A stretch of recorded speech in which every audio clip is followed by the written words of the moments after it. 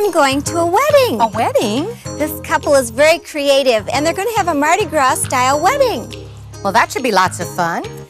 Well, come on, let's party.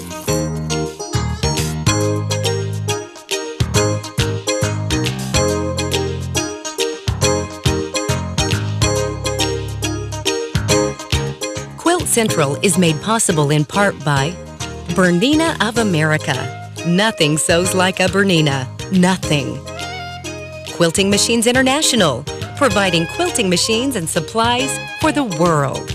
Sulky of America, taking creativity to new heights with decorated threads, stabilizers, and books.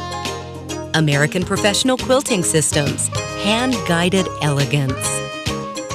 The American Quilters Society, dedicated to promoting today's quilter. Paducah, McCracken County Convention and Visitors Bureau. Paducah, where no one is a stranger. Additional funding was provided by these companies that care about quilting.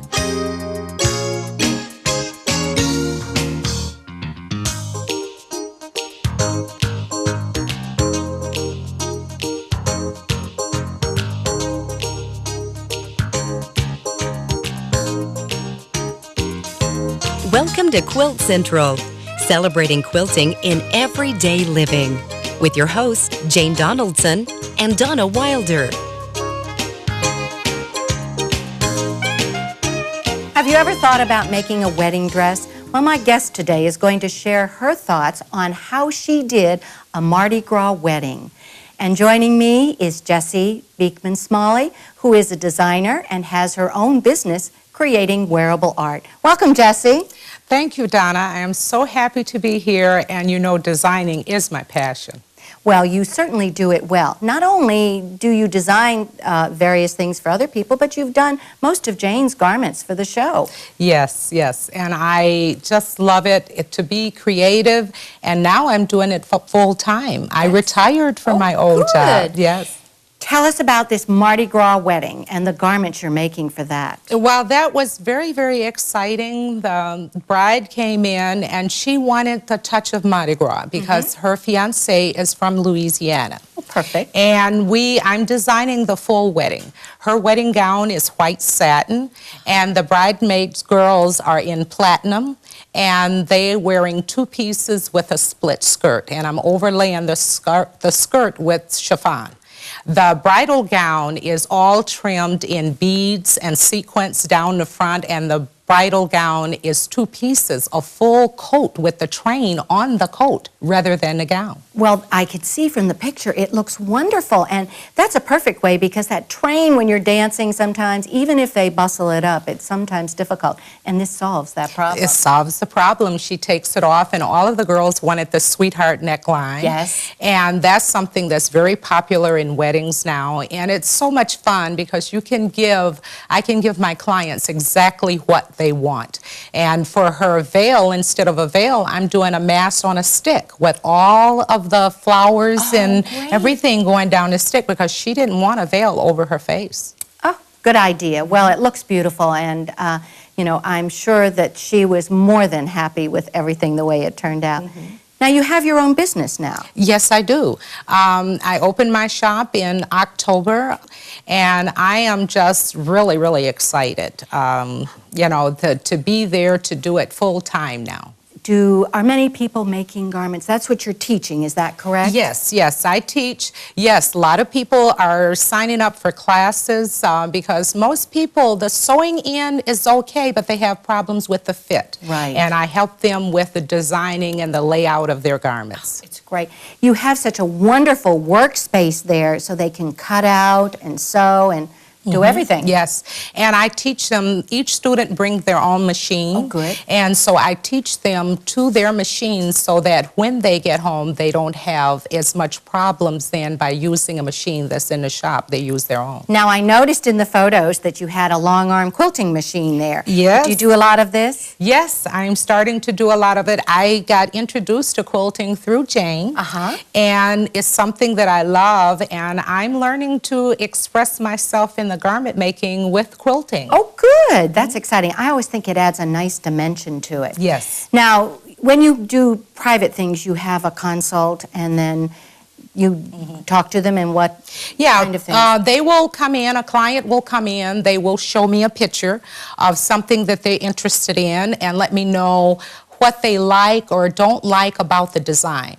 And then I will either design in what they want or design out what they don't want. So they walk out with the exact garment that they want. Well, you must do a great job at it because you have lots of customers. Yes. Thank you. Thank you.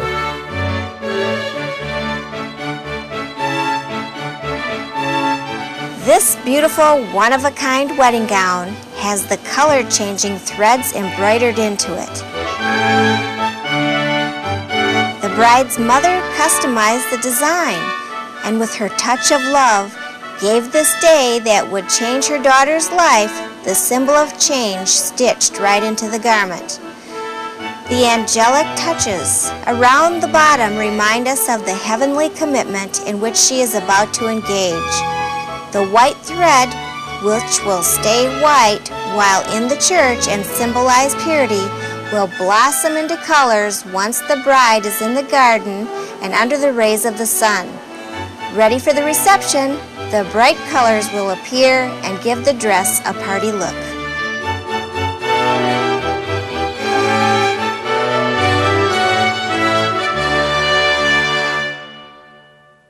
I thought you might like to know some of the secrets to Trapunto, and I have with me today Marilyn Badger, and she does the most beautiful work with a long arm machine. Hi, Marilyn. Thanks, Jane. Hi. We'd like to see some of the things that you have with you today. Okay, I have worked up a jacket for a friend of mine who's getting married on a sailboat, so she didn't want anything really fancy, so I've stitched her up a jacket using Trapunto, and I use the SolarActive Thread, so that gives it a little fun touch when she's outside on the sailboat.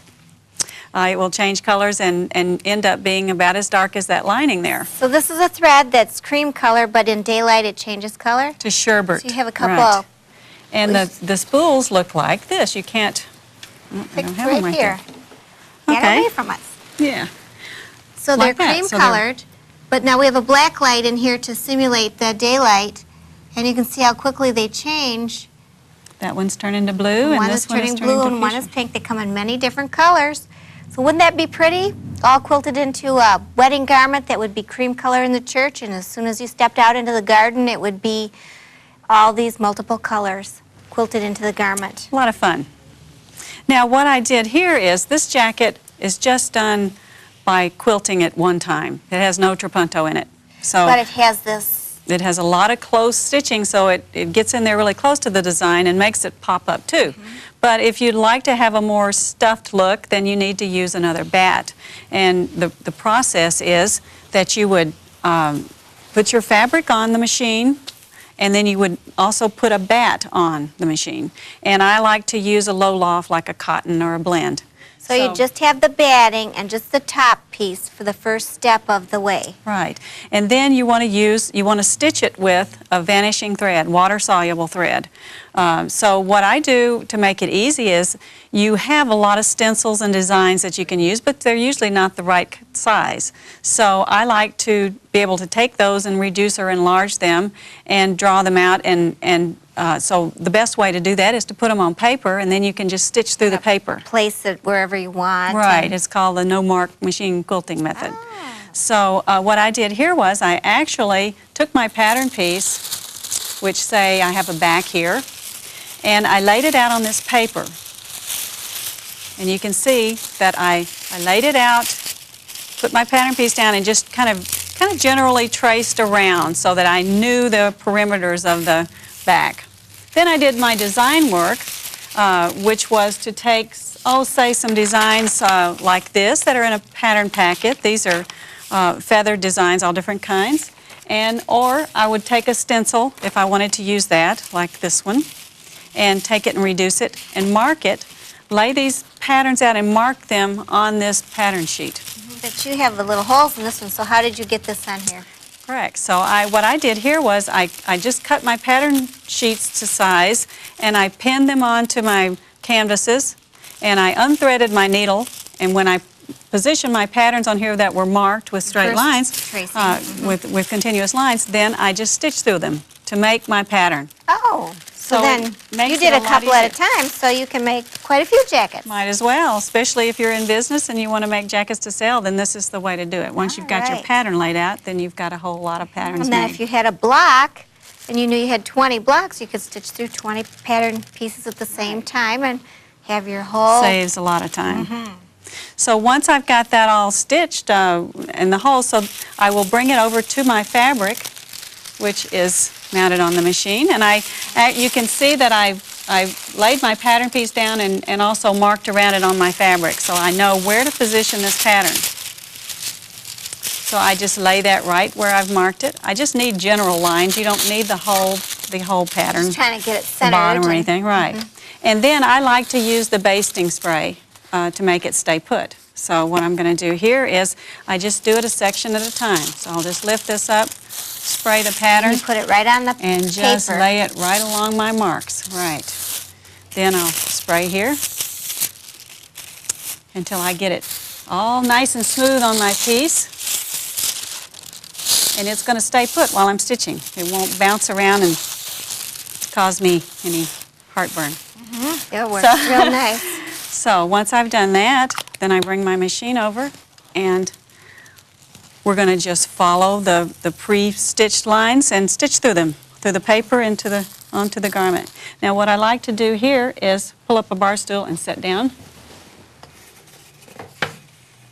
because I'm going to go kind of slow, and you want to be really precise on this. You know how these feathers, when you come out of them, you need to come right back out over the previous stitching or they're a Right. mess.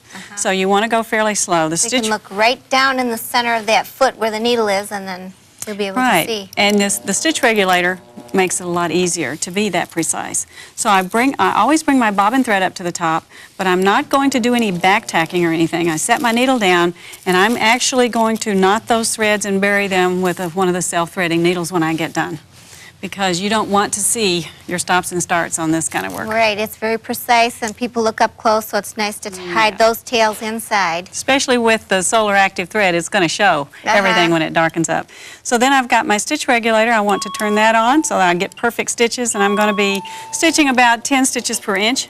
And I just want to carefully follow the perforated line that I made when I put this paper on and did my pattern.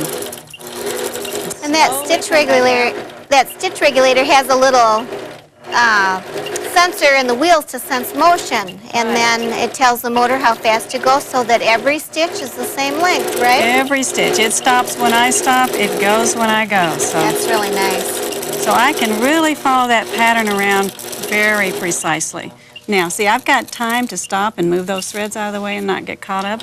As soon as I start moving the machine, it will go again. So the stitch regulator really helps in doing this real precise work. See, I want to be as close to that perforated line as I can. So that means coming right back out over stitches, and I'm actually stitching right on top of some. Beautiful. Now, when I stop, I just bring my needle back up and I move the machine a little ways, and then I hit my bobbin thread cutter. That leaves me a tail on my bobbin thread, and I can snip my top, and I'll be able to pull that bobbin thread up to the top just by pulling on that thread. So, and then I can get a needle down in there and just pull the bobbin thread up, and I can knot both of those and bury then them. just run them right in there. Now then, I just pull this pattern paper away, and I just kind of go like that and scratch at it and get the excess off. You will still probably get some of the pieces off after you take the piece off the machine. If I have some that are a little stubborn, I just kind of scratch them with my fingernail like that, and away you go. So once I've knotted these, then I bury them, and you can't see where I stopped and started. I rub mine with a little washcloth, and there's a little bit more friction with two pieces of cloth together, and Yeah. it gets those little pieces out too. So then, when you're doing Trapunto, once you've got your designs like that, you need to stitch down really tightly behind them. So that really makes them pop up. Well, So, what's your secret to getting that really tiny meandering? well, I turn the stitch regulator off. I mean, I don't use it. I'm on manual. I slow the machine down to about midway between a 9 and a 10 on my scale right here. And I just, we'll pick up our bobbin thread again. Now I could do it up, maybe we should do it up close to this design right here. This is how close I would come if I were stippling right around this design. So I'm going to get those back out of the way. We're going to set our needle down. Leave that there, right there. And we're just going to kind of wiggle it around very slowly. Get in there close to that stitched line. And you can see how easily the machine moves. It doesn't require a lot. I am just actually jiggling it. I don't have a tight grip. I could probably do it with a couple of fingers. It's just beautiful. I know when they do that in cake decorating, they call that cornelian lace, and so it really does have a lacy effect when you put it that small and right around the design you put in. Right, and everybody has their way of doing stippling, so it's kind of like a signature. Let me pull the needle up and you can see kind of what that looks like there. So you want to have it pretty tight, tightly around there, and then that makes this really fill in. Yeah, that's less than 1/4 of an inch and not quite a 1/16 of an inch, but it's just beautiful. So when you're doing this part, you really want to be sitting down. I like to pull up a bar stool and sit here because I can be on a section like this for probably 20-30 minutes. So rather than being hunched over the machine, I just want to sit here and be comfortable as I can. You know, Marilyn, since I have you sitting here, we know that you are noted for a certain style flower. I have it in one of your jackets here, and we've all wondered, how does she do that freehand?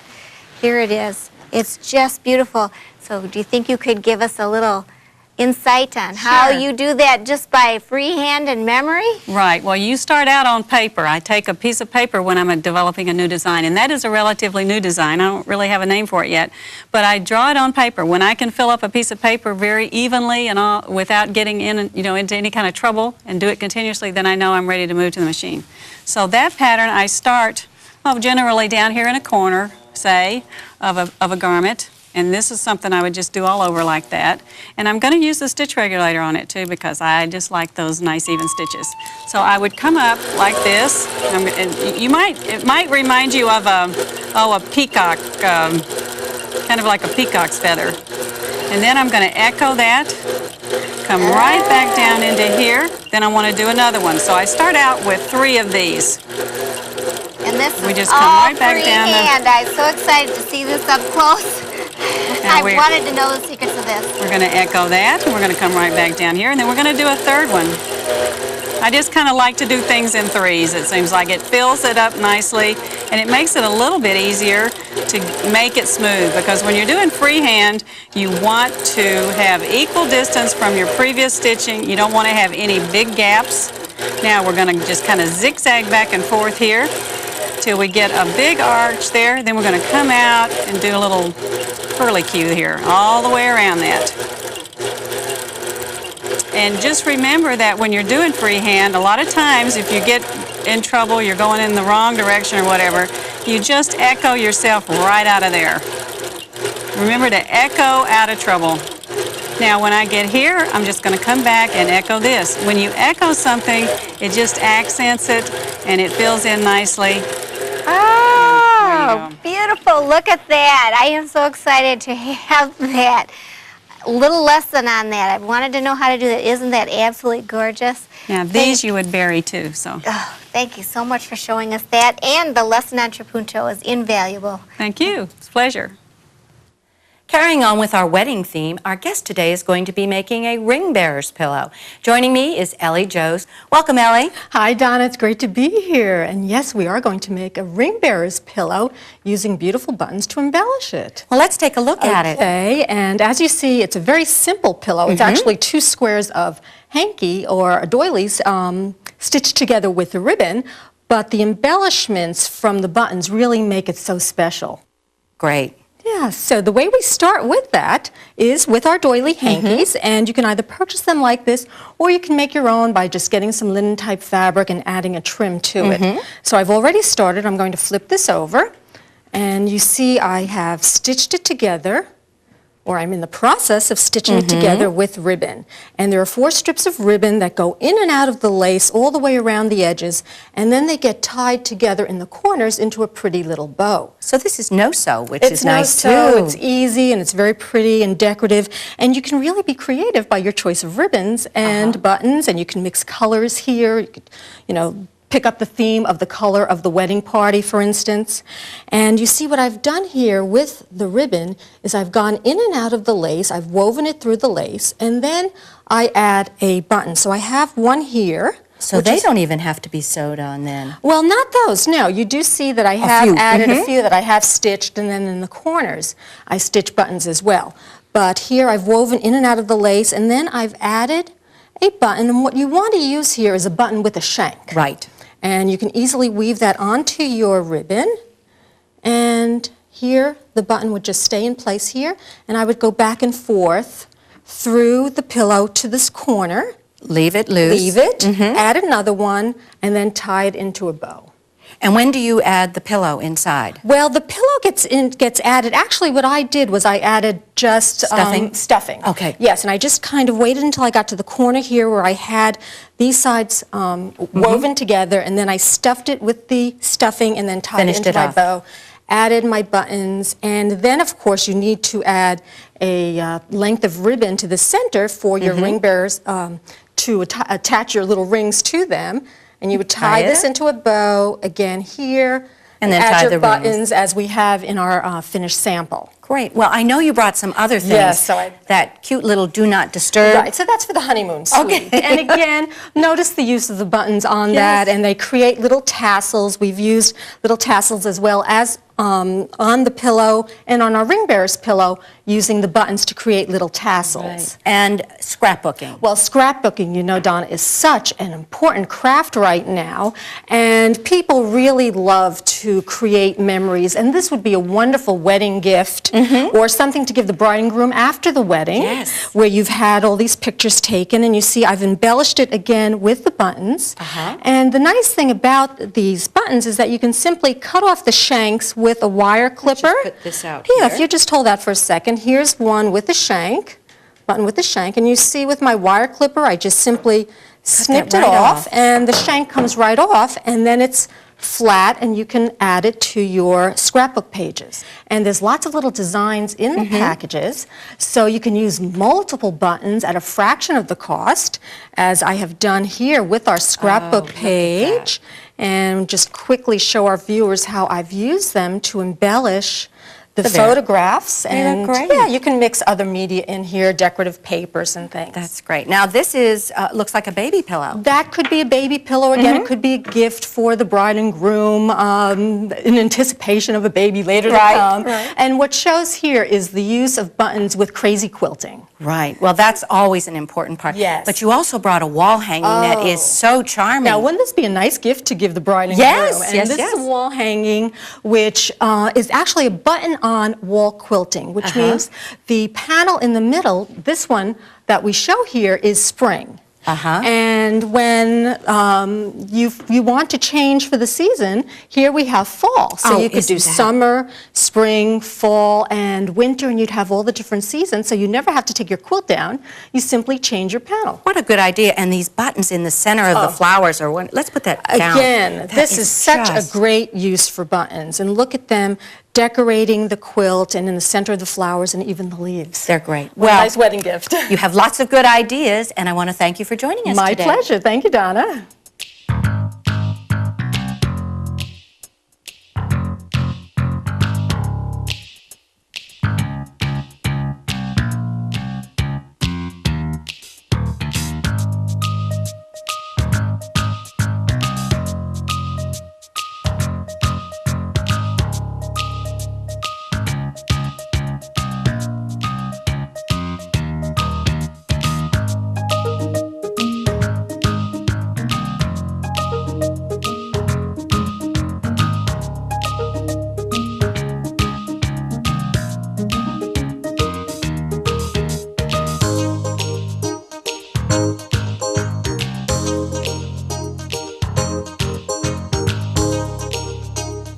Thank you for watching this episode of Quilt Central number 208, Marriage Mardi Gras Style.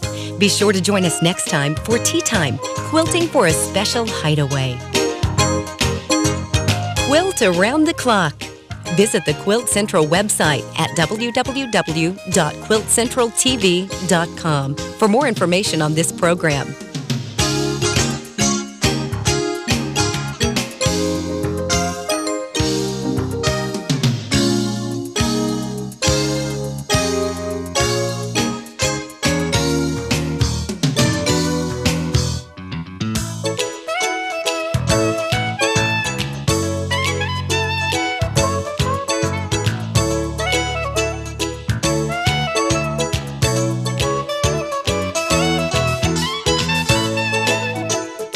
Central is made possible in part by Bernina of America.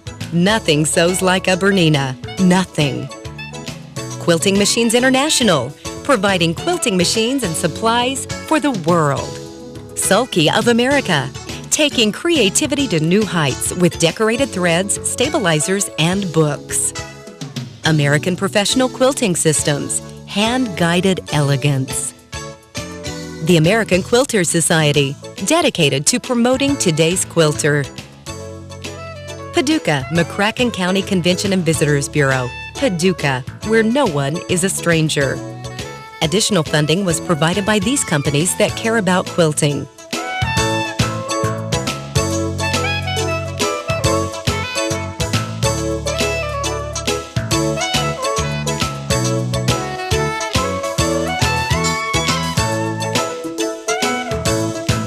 Celebrate quilting in your everyday living.